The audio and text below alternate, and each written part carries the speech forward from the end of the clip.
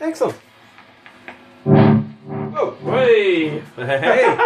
Look at this, baby, Phil. All right, we're back with a couple of Eppies. Epiphone. This is an Epiphone review. That's it. So we're reviewing a 2004 model Epiphone Flying V Korina. So this was made in Korea. And it's absolutely beautiful. It is a stunning A Korean Korina, Phil. It's a Korean Korina. Yes, exactly. It is. It's a bit of a tongue twister. It certainly is. Yeah. Beautiful guitar. Very metal and loud. Oh yes, it's waiting to rock. It is. Beautiful guitar, beautifully made. Loving the gold, you know me and gold. Love the gold. Stunning. Yeah, it's basically that 1958 thing, isn't it? It's the actual, and even the shape here, isn't this? Exactly, yeah. There was a difference in shapes between the 58V that Gibson did, and then Gibson did a reissue in 1967. So they are different shapes. So this is the original copy of the 58V. For example, what's Hetfield's guitar? Is that this kind of shape? No, his is based off the 67. Right, I see. But his was a 76 reissue of the 67 reissue. Ah, okay. Clear as mud. Exactly. Anyway, I have no clue. It's all good. It's all good. That's it. I'm loving it. I'm loving it. So Epiphone are doing a new version, just come out this year, of the Korina V. They do the Explorer. They do an Explorer base as well. And the price on them at Thomon here in Europe at the moment is about €599. Whoa, that is a top of the range of the budget guitars, really, isn't it? That's kind of getting up there. Yeah. I'd say in America, you guys are lucky over there. You're probably getting them for about 500 American, and the poor fellas down in Australia and New Zealand, they'd be probably paying over $1,000 for these things. Let's not talk about Australia. They'd get screwed for guitars. Yeah, exactly. So, you know, that's the prices. I mean, the difference between this one and the newer ones is this has a maple neck.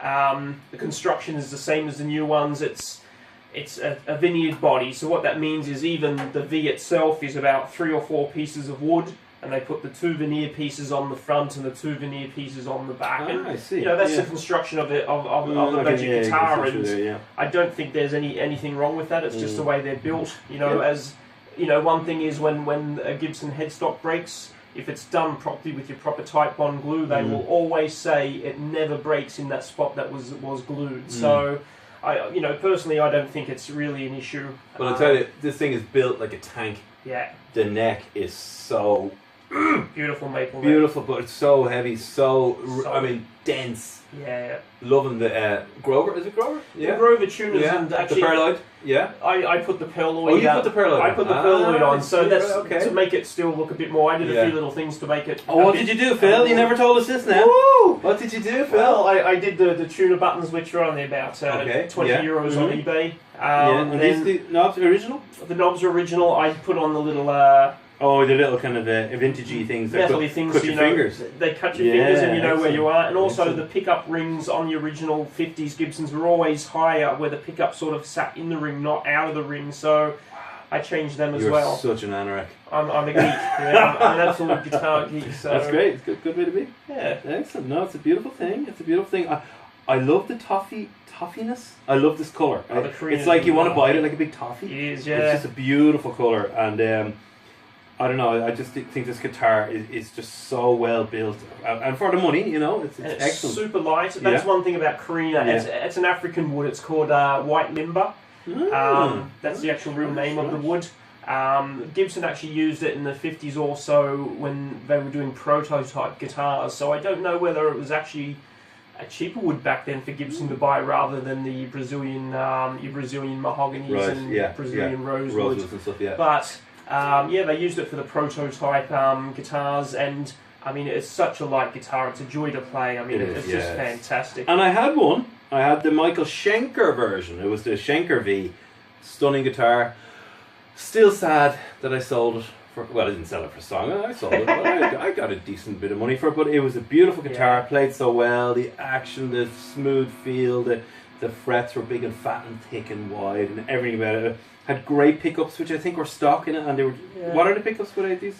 These ones, the one in the neck is a Epiphone 57, and the one in the bridge is called an Epiphone 57 Super. So it's a little bit more higher output than your vintage, where your 57's more vintage. And I mean, I think they're fantastic pickups. Absolutely. You've got a Gibson style ABR one bridge, so again, it's a throwback to your 50s guitars. Yeah. I mean, it's a handsome guitar, even the colour scheme, everything about it is just beautiful. I would actually prefer it without this thing, you know me, and when it comes to... Well, some were black originally as well. Yeah, that may be a bit nicer, but I actually love it just all wood. It would look nice, It would be stunning. But then again, you wouldn't be the original, you know, so you're, you know, they're trying to reproduce the 58, you know. Exactly. It's a stunning guitar, and we should have a little listen, I think. Well, let's have a little listen. It's quite a growler, isn't it? No, she's a... Whoa! I hear those pickups. I tell you.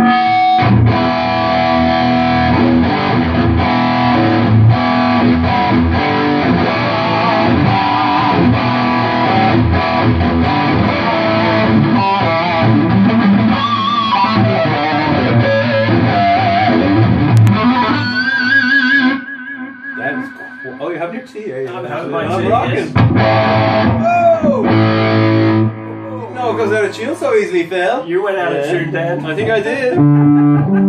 Oh! The G. I didn't even play G. Well, that's the old Gibson problem, the old G That string. is the Gibson problem. There you go.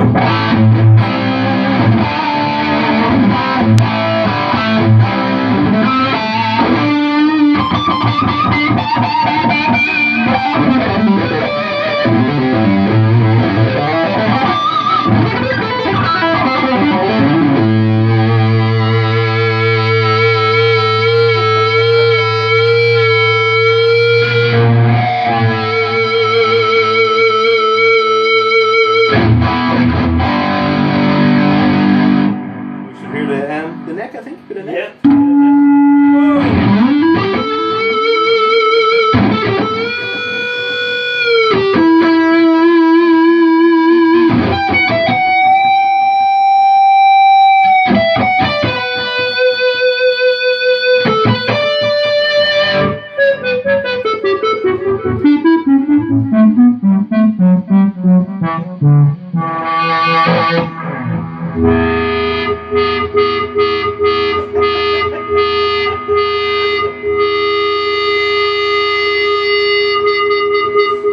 So can you actually believe... What? Yeah, exactly.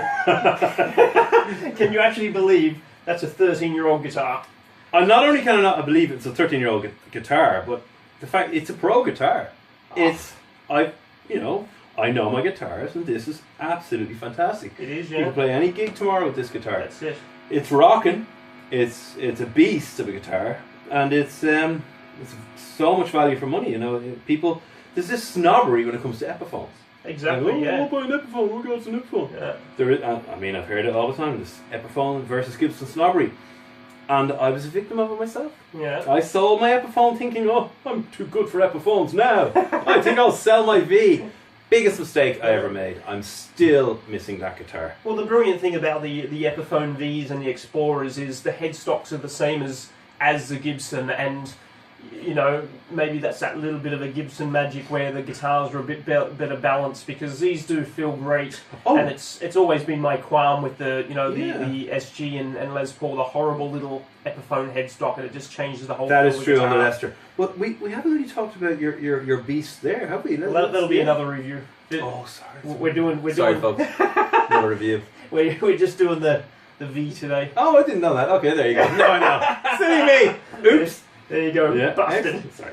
But yeah, I mean, it's the feel of these guitars because of that. But as Dan said, that bit of a G-nut problem, and you know that's every single time. Yeah, that's another thing I would always recommend with a cheaper guitar is get a Gibson or a $6,000 Gibson. Exactly. Yeah, get your nuts done and take it to a luthier. They'll cut them and make sure you don't have that problem. Unfortunately, I mean Gibson has that problem. And they shouldn't for the price of them. But, absolutely. You know, a little, you know, I think here we're paying about €70 to get a nut replacement done. Yeah. So again, I think it's a thing worth getting done onto the guitars. it had a little something died inside here, did it, after 13 years? Well, after 13 years, yeah, and this may be another thing that, you know, the difference. Which isn't bad, really. No, It's not too bad. You know, there's going to be something going wrong, but No. there is a loose connection. Yeah, I mean, sometimes on the we have to mention these things. You mention any kind of. That's it. I mean, on the treble pickup, at times you put it down and you're not getting the full volume, so you have to give it a few things. It may just need a bit of electrical spray in there. But, you know, again, I mean, it all comes down to cost. You know, American guitars are using the American electronics, which should be better, and so they should. So, I mean, if you've got a Gibson, it should be lasting 20, 30 years. Absolutely. So for the cheaper stuff, look, it happens. Yeah. You know. Well, on the Danometer, I would happily give this guitar an 8. Again, an 8. An 8, yeah. I'm going to hold back a bit, you know, because it's you know, it's not cheap. You know, you're spending 600 quid. You're going into the, you know, the more expensive. Yeah, let's talk a bit of snobbery here. I mean, the new ones are Chinese made, and a lot of people will talk about, you know, whether it's American made, whether it's Chinese made, whether it's Korean made, whether it's now Taiwan made or Japanese made, and they sort of grade guitars and say, oh, you know, America's the most expensive, and you got the Japanese and the Koreans. Then you're going down to your Chinese and Taiwanese. Indonesian, I mean, to me, it's got nothing to do with that. You pick up a guitar, if it feels great to play, and you're happy with how it sounds. But we do know from personal matter. experience that there's one thing the Chinese have in spades, and that is inconsistency. Yes. This is the problem, and this is why you won't go for Chinese guitar that often, because you know there's going to be a niggle. Whereas if you pick up an American guitar, or a Korean or Japanese, you know pretty much the consistency is there. Yeah, but they all started off in that same boat. They did. Like, They you know, did, absolutely, yeah, even, yeah. You know, the 50s Gibsons, you know, there was plenty of quality control issues back on those guitars. And remember, the Japanese guitars in the 70s were a nightmare. Yeah, and then by the end of the 70s, they were literally saying those Japanese copies of Gibsons were better than the real thing, copies of the Fenders. Same thing happened with Fender. To shame. That's right, the Japanese Fenders were putting the American Fenders to shame, that's right. So then when, you know, the Japanese since the 80s have had a great name, then Korea came in and the same thing. When Epiphone Korea, people were saying all these things, and now Korea, LTD. Between their TVs, their phones and their guitars, they are way up there now. That's it. Stratospheric. You've got LTD brand, you've got Edwards. LTD, give me an LTD any day. They're incredible guitars. Yeah. I've had a few and they're amazing. And the ESPs, which are Japanese, are amazing too. But there isn't really not that much difference, you know?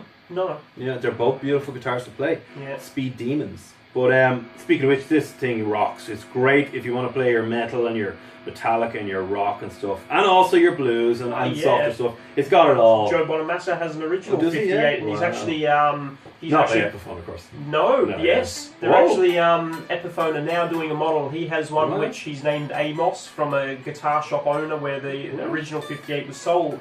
And there is a few pictures online now of Bonamassa doing the video for Epiphone for the new Amos model 58 reissue. Good to know. So I'm sure that'll be a pretty cool reissue. Yeah, absolutely. So we